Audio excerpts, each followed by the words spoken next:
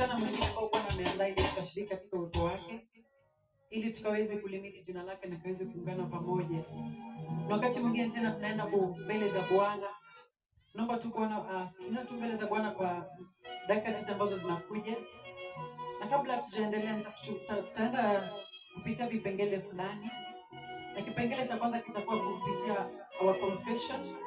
We'll confess our sins before the Lord before anything else, because Biblia inasema kwamba Mungu asikii maombi ya mwenye dhambi, na kama bado hatujatakasika, hata tunapoomba maombi yetu hayatakubalika mbele za Bwana. So